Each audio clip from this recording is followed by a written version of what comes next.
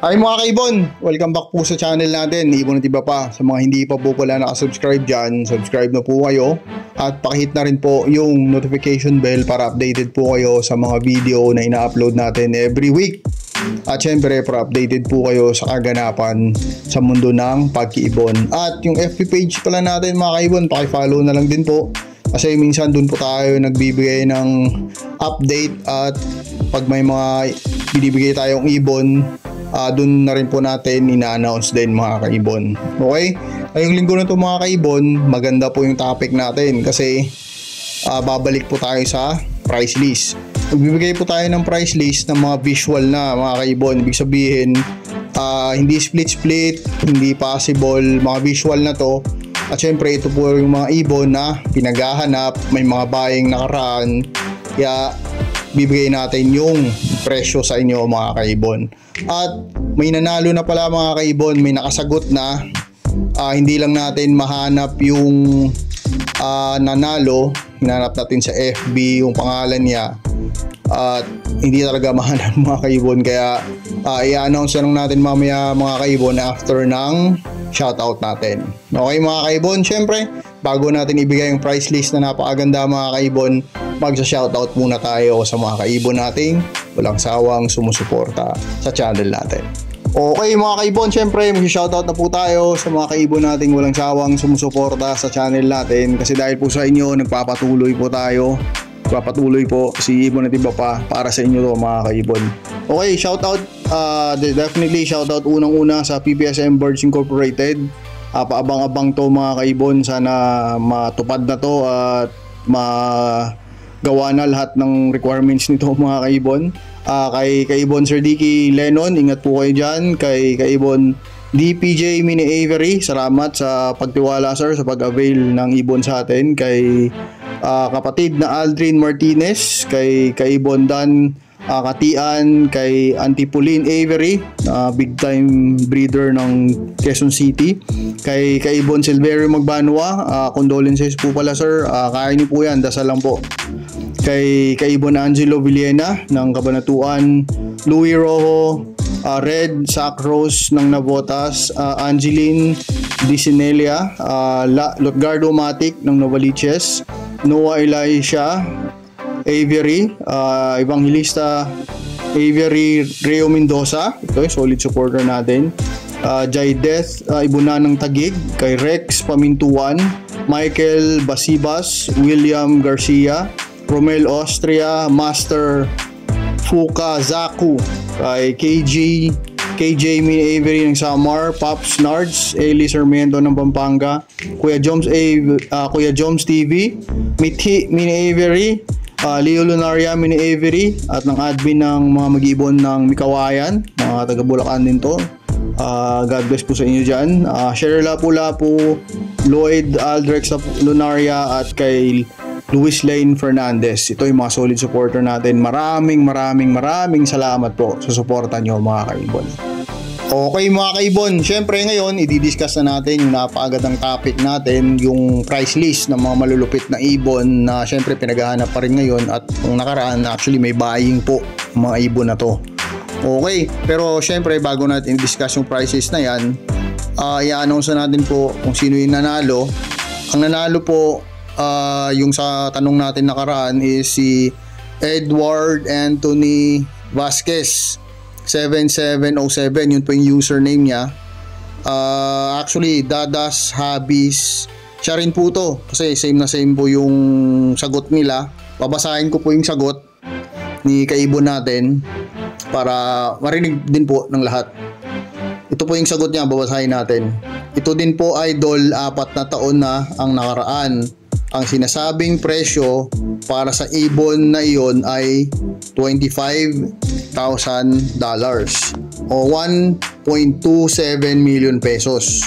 Noon ay hindi nila sinabi sa publiko sa isang kontrata. Ang kontrata ay kasama sa kontrata ang inbreeding at distribution rules na maari lamang magbenta ng ganitong uri ng mutation sa isang breeding party. Blue Dunfallow, the most expensive bird in history of lovebirds by Badilla Every. Napagandang sagot nito mga kaibon. Dagdagan lang natin ng onte. Actually, tama to ang sagot na to mga kaibon. May dadagdag lang tayo ng onte. Tama naman po talaga na may kontrata po. Noong unang panahon, pag bumili po kayo kay Boss Badilla ng Dan, may kontrata po yan.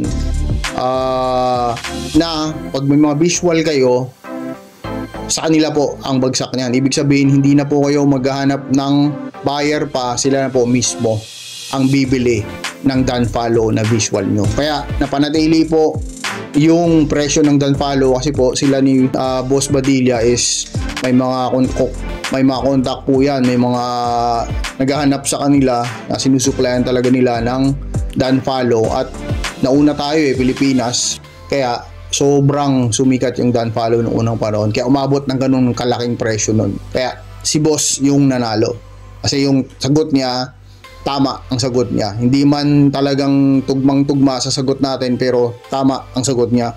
At may sumagot pa pala na isa na subscriber. Nagpapasalamat din tayo sa mga lahat ng sumagot.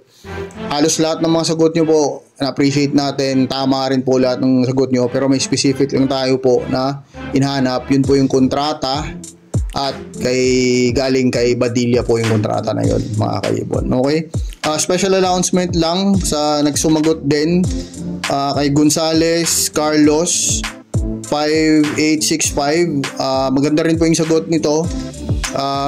Kung hindi nakasagot yung isa, pwede natin i-consider ang sagot ni Sir Carlos. Pero pasensya na po sir, mas tama po yung sagot ng isang kaibon natin. Okay, don't worry mga kaibon kasi may isang ibon pa tayo doon. Pinahintay ko lang na malakas siya kumain kasi nakababa na. Violet Opa yun, possible split ino. Test breed po actually natin yun. Anak po yun ng dalawang back to back post blue split ino na anak ng aqua. May kapatid po yun ngayon na maliliit, 3.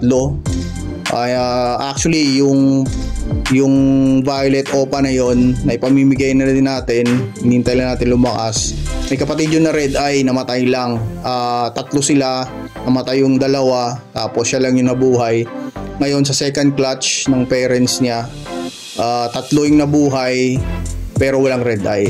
Pero yung Violet Opa post possible split ino na yun, ipamimigay po natin yan mga kaibon. Okay, hinintay lang natin na lumakas, kumain. Okay? Okay, ngayon syempre didiscuss na natin mga kaibon yung napagandang topic natin. Kasi ito naman po talaga yung yung gusto nating i-discuss ngayon. At syempre si Ibon, diba pa tayo nag-i-aim po tayo na hopefully baka by December may mga maganda tayong ibon dyan, visual. Pare, makapagpamigay tayo ng visual Lutino Opa, Rimhin Opa, yung mga ganun, mga kasiyahan natin. Hindi naman natin mabibigyan lahat, pero at least may mga kaibon tayong mapasaya. Okay mga kaibon, okay, punta na tayo sa prices natin. Ito yung mga malulupit na ibon ngayon pinaghahanap pa rin mga kaibon. Mabili pa rin to sa market. Nakaraan may buying ng mga ibon na to. Okay, una sa listahan natin mga kaibon is Lutino Opa. Lutino Opa line mga kaibon. Ito po yung DNA hen, DNA cock. Ang presyo pa nito naglalaro sa 3,500 to 5,000. Pero syempre, gaya nga na sinasabi ko parati, depende sa seller. Depende pa rin po yung sa seller. Ibon nila yan, presyo nila yan. Kung ano yung presyo nila, sila yung masusunod.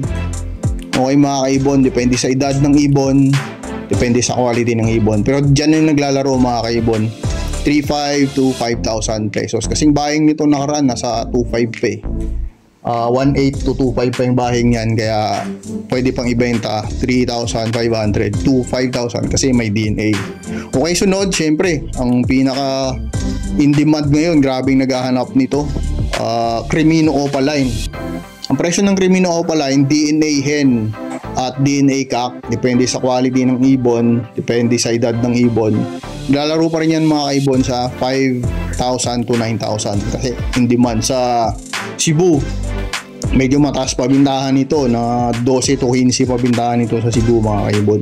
Kasi dito rin naman sila kumukuha sa Manila, napadala sa Cebu. Ewan ko sa ibang nagbabay and sell kung magkanong presyuhan nila, pero dito ay naglalaro mga kaibon. Sunod, Aqua Opa Dilute, kasi sabi natin kanina mga visual na mga ibon at may mga naghahanap talaga, may naghahanap pa talaga. Okay, Aqua Opa Dilute, naglalaro pa presyo nito sa 25,000 to 40,000 pesos.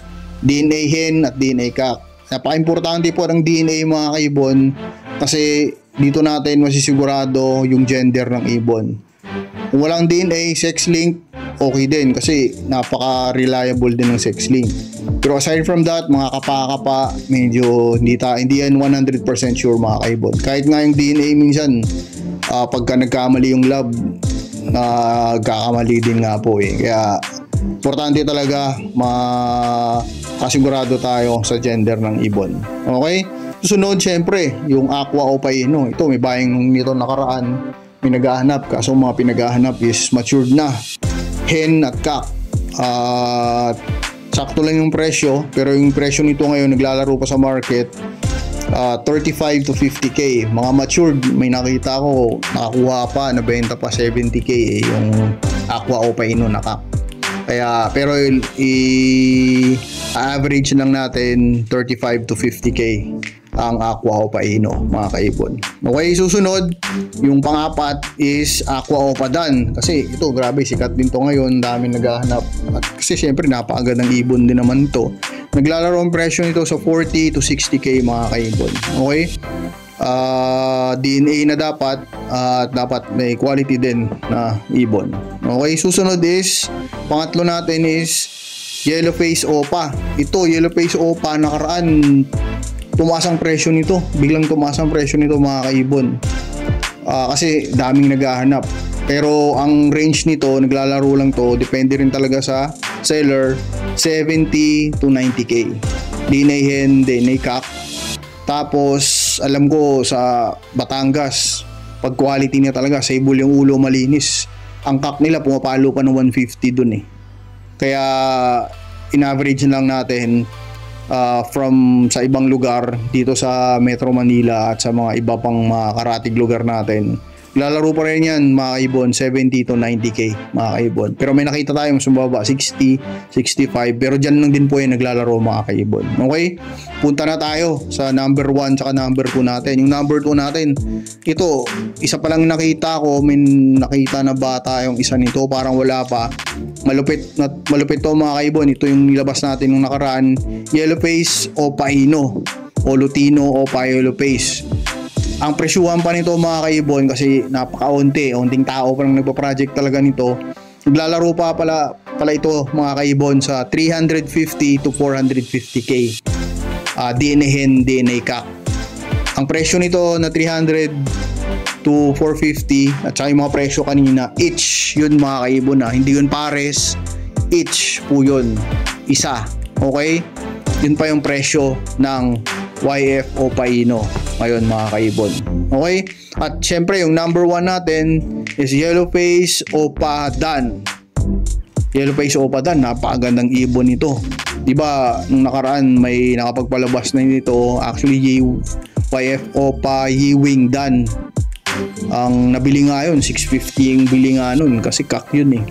Ngayon, yung presyo nito, average, kasi may mga nakapagpalabas na rin, pero mabibilang mo lang sa daliri, wala pang 2-3 tao na nakapagpalabas nito. Ang presyuhan po nito is 450 to 500k isang peraso. Hindi naman sila nagkakalayo ng YF Opa Ino. Diyan na po naglalaro yung presyo ng dalawang yan. Kasi ito na po yung pangduluhan ng mga ibon, mga kaibon. Ito na po yung medyo pangduluhan na, yung pang mabigat na talaga na mga piyesa mga kaibon. Okay? Sana po nag-enjoy po kayo mga kaibon sa munting topic natin, munting discussion natin. If may mga gusto kayong i-discuss o may gusto kayong itanong mga kaibon, comment lang kayo mga kaibon, o hindi kaya mag-PM lang po kayo sa FB page natin, Ibon at Iba Pa. Okay mga kaibon, God bless po sa mga minamahal nyo sa buhay. God bless po sa lahat ng mag-iibon. See you next time po, Ibon at Iba Pa. Maraming salamat. God bless po sa lahat.